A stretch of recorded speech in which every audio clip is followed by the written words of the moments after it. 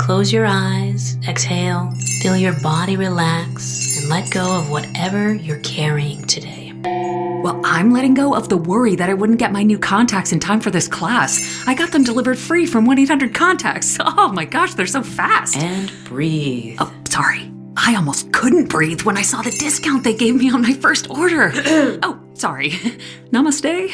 Visit 1-800-CONTACTS.com today to save on your first order. 1-800-CONTACTS. The spirit of innovation is deeply ingrained in America, and Google is helping Americans innovate in ways both big and small. From improving emergency response times to protecting against cyber attacks, local, state, and federal governments are innovating with Google AI. This is a new era of American innovation. Find out more at g.co/American innovation. The sky sucks. The Chicago neutral-colored stars, formerly Red Stars, suck.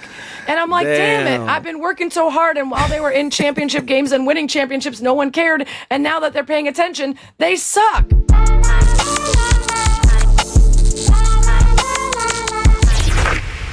Gucci down to the socks like I'm Biggie Papa.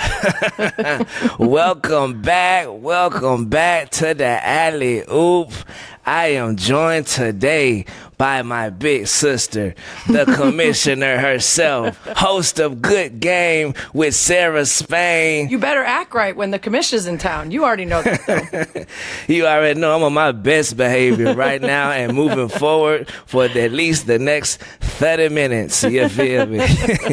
Also, tell the folks right now about the book you got out right now. Yeah. Like, oh my goodness, runs in the family. Come on, read something, fellas. Thank you for giving it some love. The long and short of it is, if you like football, there's some football in there. If you don't like football, it's not really about football. And it's a story for every single person who has a family, which is everyone. At one point you did, even if you don't now. And there's an incredible twist. And the book is not just about the twist, but the twist alone is worth reading it for. It'll make you cry. It'll make you smile. It's very heartwarming in these godforsaken times.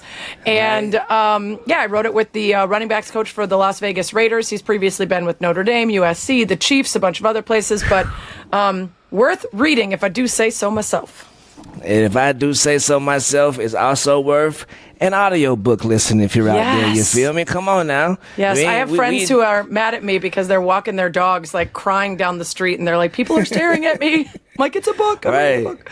A question from our show that we always ask is, listening to a book on an audio book, can I say I read that book if I'm out in the streets with my homies? I struggle with that because I have listened to a couple books, and I do feel them differently than the ones I've read. Yeah. And I still consider it having like absorbed or digested the book, but I don't consider it reading. But there's no judgment on that. There's no judgment on that because like I'm a podcast girly because I like to get stuff done while I'm getting other stuff done. Amen. So I'm like, I got to learn while I'm doing this laundry, or I got to like learn something while I'm driving. So I don't mind if people only have time to do an audiobook. It still counts. I just wouldn't say I read that book. I would say I listened to it. I absorbed it. Well, I'm telling people I've read a lot of books that I've only heard in the streets, but that's neither here nor there. One day you'll learn to read, Juju, and then you can say you read them. One day. But moving on to the most pressing topic right now in the streets, DW. My illustrious W. It's great to have someone on to be able to talk about this W with, you feel me, in a W way. First off, to this point of the season right now, what has surprised you the most? Well, if it weren't for the injuries, I would say the Fever not looking like a contender. But that's pretty clearly about a whole bunch of new pieces and a new coach trying to find their way without any consistency. Caitlin's in, Caitlin's out, Duana Bonner's on, Duana Bonner's out. So that kind of makes sense, and it is a build that you can see paying off in years to come.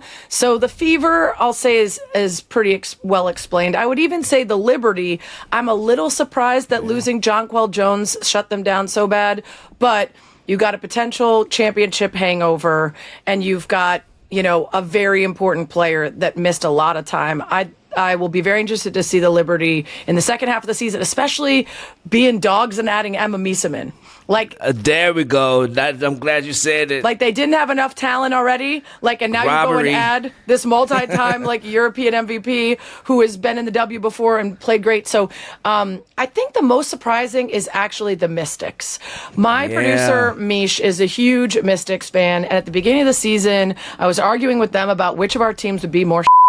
And I was like, listen, the Chicago Sky aren't going to compete for anything, but look at this talent. This is going to be so fun. Right. Spoiler alert, it has not been fun. And Misha's Mystics are outperforming expectations. So I would say it would be that or the Mercury. Phoenix Mercury, first season without Diana Taurasi, who retired. First season in a long time without Brittany Griner, who moved on to the Dream. I was expecting a lot of rebuilding over there, and they have been real good. The Valkyrie, real quick. Yeah. The Valkyrie, my most surprising team, because it ain't all the time where an expansion team comes aboard and is an immediate contender like this. Yeah, they almost beating never. girls, right? They beating girls by 20, 30, great teams. They had a little stumble in Connecticut the other day. I think it's the time. It's like 1 p.m. to 11 a.m. I think when you have a player like Kayla Thornton, it's not just that she's leading your team in most statistical categories. It's like the heart and soul, and knowing that you have someone that's having the best season of her career, just went to her first All-Star, and having her suffer a season-ending injury, like mentally, you're just like drained by that. It's a bummer for what's to come in the second half and your postseason hopes, and also you just feel bad for her because they got absolutely pounded by the worst case team, the Connecticut Sun. But yeah, you're so right. And you know what's been really impressive about them? Not just the play, but that team is now the highest valued team in the league, and they haven't finished a single season. My queen, Jess Smith, president of the Valkyries, who only just made Angel City the highest valued team in the NWSL, skipped her way over to the WNBA, takes over the Valkyries, and does the exact same thing in half a season. Like, I would follow her into battle. If you want to make some money and get shit done, it sounds like Jess Smith is your woman. But yeah, I think that's a big blow, because I think Kayla was in the running for most improved player this year. If this injury is just going to take a little bit too much off of the season for her to probably still get in contention to that award. But damn, bro, yeah, she was having a great season, rubbing off in the locker room on them rooks, getting them right. They hard-nosed, too. They ain't just out there finesse three, and Kate Martin giving you a jab step now. Tiffany Hayes, tray ball in your face. Leading with her face. Come on. Right. I always prayers to my sister Tiffany Hayes. Yeah, watch the face, girl. That's the money maker. Oh, my goodness. It's like once every game I'd be like, oh, no. And then she get up, thank God. But moving on to, like you said, to those Vegas Aces.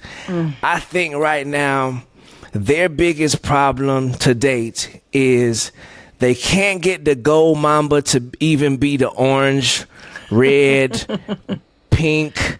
Just be any type of mamba. It's more of a caterpillar than a snake. Right. Any type of mamba, Drew. And that's my girl. I'm sad. Right.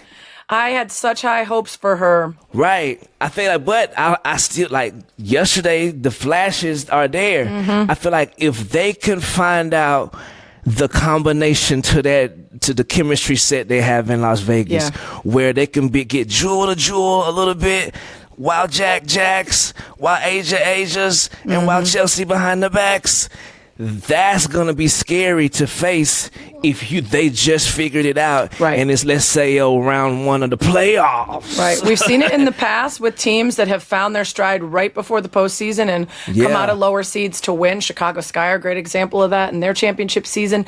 But yeah, I feel like I'm sad about Jewel because I'm such a fan of her game, and I wanted what felt like a not great experience for her.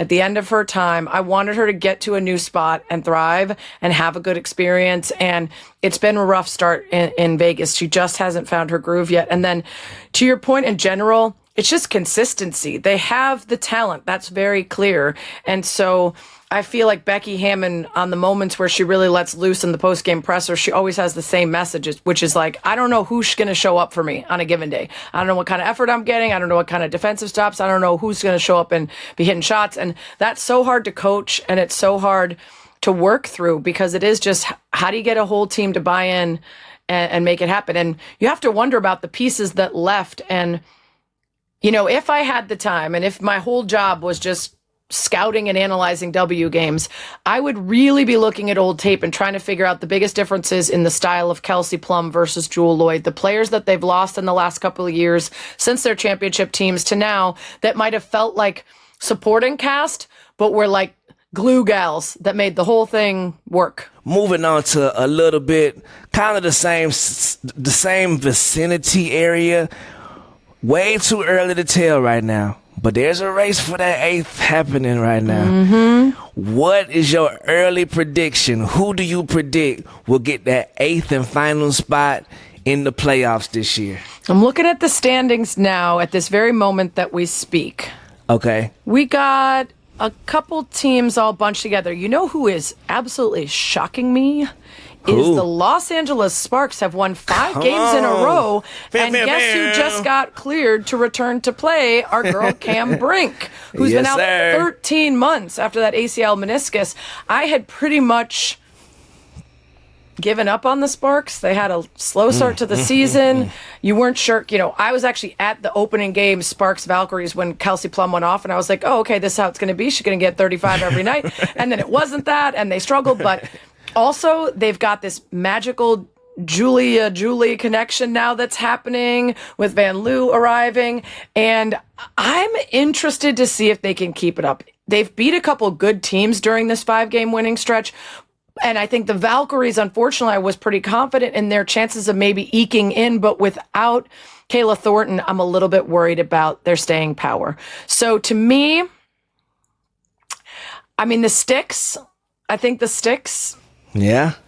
So you sit strong, I see you. Yeah, Brittany I mean, Sykes. it's been fun to Brittany see. Sykes got that Jewel Lloyd thing going on to me, though. Because when she want to, she'll get up behind right to the hole in foul and have your big man in foul trouble and a damn near dunk on him every game. Or every play, should I say. But it's like sometimes she's more passive, and I get it. It's the regular season winding down. We got the Mercury in town. I got like 6 seats over here. I think it's fun watching Kiki and Sonia from the very beginning of the season kind of already be like, we belong here. We're good. And I think that that's a trend we're going to see as the years keep coming with the college players being professionalized, not just by NIL, but like the quality of the game, the amount of people viewing and attending. Like, they're already stepping into the league so much more prepared. And we always have these conversations about not enough roster spots, which is still true. And there are still some talented rookies that can't quite make the cut. But when you see ones like Kiki and Sonia that arrive, and Paige, who, despite the dumpster fire that is Dallas, is breaking all sorts of records of first to this many points and assists and everything else, you can tell that we're going to get this influx of talent, whether it's AZ, whether it's Hannah Hidalgo, whether it's Juju, that come in and are also like, yeah, no need to give me any time to get used to this. I'm already a pro, which is really fun. Well, look, I know about somebody who I think is doing a horrible job at times. I want to send these people away for a little while so they can get some reps and come back. The WNBA referees, man. We're going to have to get it together at some point, or I don't know, do we need to have a benevolent offering for y'all to take up so we can just hold, like... Chobu needs a sacrifice. Right. We need like a shrine to something, like a little mini official.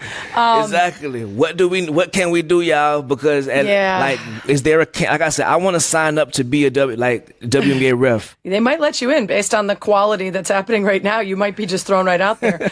I mean, I think there's a number of What is that supposed to mean? I've been to be the best referee in the world. What are you talking about? There you go. You'd be probably the longest tenured. You're 5 minutes.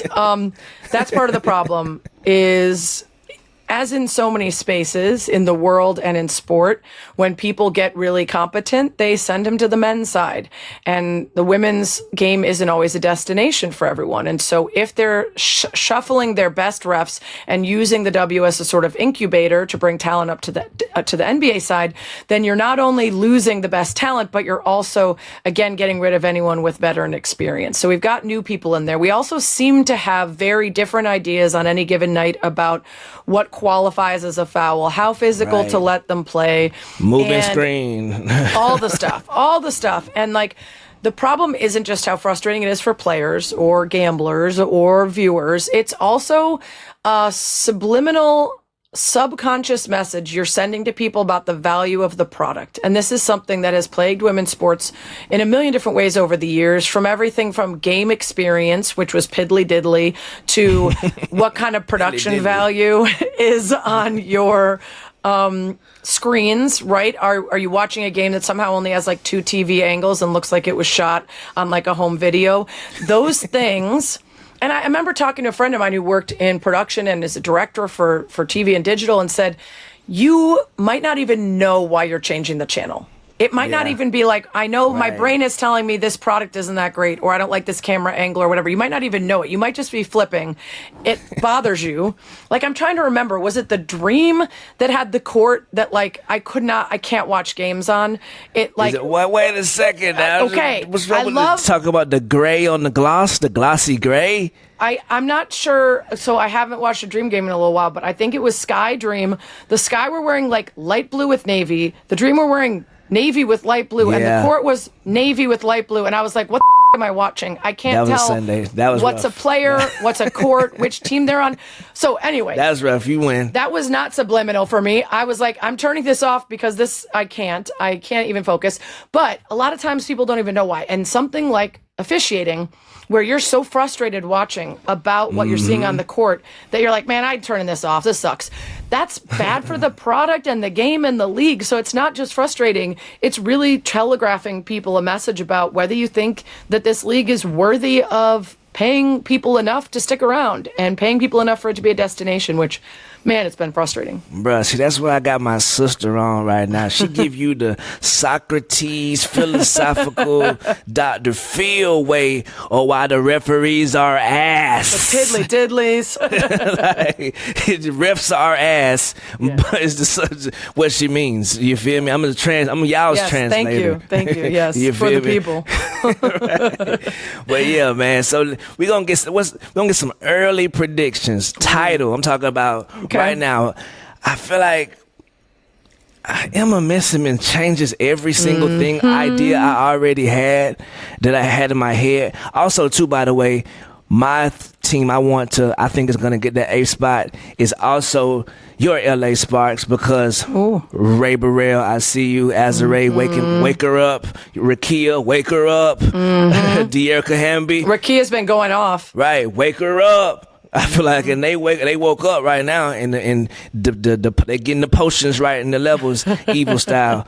But that's right, real Hollywood story. Come from behind. Cam Brink shows up, superstar, comes in, changes everything. Who's yours? Who? My prediction for. I think you're right about Emma Mieseman, obviously, is a huge addition. I'm curious to see how mid-season you adjust to Jonquel coming back. Brianna Stewart could be out a couple games, thankfully seemed to avoid serious injury. Emma Mieseman added to the picture. I can't pick against the Lynx right now. I know the Liberty should get the benefit of the doubt as the defending champs, all that talent. But I think if you get into a series like last season and one team was the team that lost by a whistle or two and a play or two, and the other team had a great offseason of parades and celebrations and going to their home countries to be brought as a conquering hero, and the other one was stewing over that shit. And by the way, also co-founding a league where they won MVP in the 1v1 and, pretty much was a baller. I think that's the team that has the edge. And I have really respected the way the Liberty have played this season, even during that stretch without Jonquel, in terms of not having that championship hangover you always hear about. But I think when push comes to shove, if it's literally pushing and shoving for that last point, my money's on the Lynx. What is your biggest letdown so far this season? Who has let you down the most, whether it's a player, whether it's a team that you thought would be here but is there? Who's the biggest letdown thus far? I don't want to be a homer, but I'm just going to say the Chicago Sky for a couple of reasons. One, because just in general, it sucks to live in a city where I've been working for years trying to get people to jump on board the women's sports train. And it finally feels like there's enough momentum behind it that even the jamokes on local radio that used to make fun of women are still, they're finally addressing it. They're going to game. They're all these jerk offs that like used to make fun of it are now taking courtside seats that I know they're getting for free instead of paying the league so that they could say they went to Angel Reese versus Caitlin. And it's like, fuck you, you've never cared. But those people are at least acknowledging that women's sports exist and talking about it occasionally. And our teams suck. The Sky sucks. The Chicago neutral colored Stars, formerly Red Stars, suck. And I'm like, damn it. I've been working so hard. And while they were in championship games and winning championships, no one cared. And now that they're paying attention, they suck. So I would say that. I really wanted to see Camila. I thought she was going to take more steps this year. I think Angel has actually done a remarkable job considering the just general vibe of the team. I thought Haley Van Lith might do more. I'm really bummed about Sloot getting injured, and I really hope that's not it for her, but I wouldn't be surprised. She passed her own damn wife in, career scoring for the franchise, and I don't know if she wants to recover and come all the way back. They've got a newborn. Allie Quigley retired, so they can go off and be Vander Quigs together in life with their baby and not play again, and I wouldn't want to play again if it was for the damn Chicago Sky. So I would say that. I mean, the Aces too, but like at least the Aces fans have been getting a good show the last couple years and a couple championships. We haven't gotten shit since Candace left, and we got really excited about our draft picks, and looks like we're heading for another big draft pick that we can ruin. Sorry. It's all good. This is what I have to say to those Chicago Sky. Come on. Blur that shirt out. Ooh, and y'all, she who shall not be named. Mm-hmm. Y'all lost her last year, and I understand she was a headache. I understand she had a lot of stuff. Yeah, we're missing those points, though. I'm talking about, I already know that she was putting them and the organization through a lot. Yeah, allegedly. That wasn't a long-term solution based on everything I heard. There was no way of, building for a future around that. But did you see the video of her kissing boobies in Mexico? She's not coming back. I saw the video of her kissing boobies, and exactly. She's living the dream. She was living her life. I've never seen nobody happier in a day in my life. Yeah, and she makes me sad, I have to be honest. I used to kind of just talk smack about people like that, and now I feel sad for them because you are self-sabotaging. You have so much talent. You could offer so much, and to be basically kicked off 3 different teams, you're getting in your own way. That's sad to me. There's obviously something going on there that needs to be, healed and figured out, but, I mean, go kiss some boobies, I guess. Maybe that's healing. Right. Healing for some people. Because but she on that court, my damn. Bruh, it was during the timeout here in Atlanta last year where, the ball was bounced to the referee, and she just ran up and grabbed the rim, 2 hands. Yeah. And I was like, what was that? Yeah. Right. Why isn't everybody going crazy right now? Yeah. But yes, get well soon. But she's very good right now. She's signing autographs in very great places. So yeah. I think that about does it, dog. I did not expect the Chicago Sky to get that blowtorch. I'm so sorry, on them in that such a way. But they deserve it. They don't deserve it. Like you said, they're letting me down, man. If we giving the Wings coach a better chance, or at least one more year to get it right, Tyler Marsh, come on. Listen, I'm letting the Connecticut Sun off the hook because I had no expectations, and they've lived up to those no expectations, whereas the Sky I expected more of. Thank you so much, my sister, for joining me today, dog. Thanks for having me. You made my job 100% easier just listening to the GOAT commissioner talk, man. You are always welcome here. I always wish you nothing but the best. Thank you. You gave me love during the pandemic. You and your husband showed me love during the pandemic. And y'all don't know, man, that really sparked some belief back into myself because that pandemic was a lonely place for a lot of people who lived alone like myself. Yeah. And so you guys showing me that love in the pandemic, man. I always moving forward consider you and Brad family. You feel me? That's nice. So I appreciate seeing you at All-Star Weekend, having a blast. I'm always rooting for you, sis. You feel me? Well, keep talking about the W. Keep talking about all these amazing women in this league because we need more voices who watch it and know it and love it to talk about it. Hell yeah. And like that, baby, we are out of here. Salute. Thanks for watching the show. Please take time and help a brother out and subscribe to DLS Hoops right now. You feel me?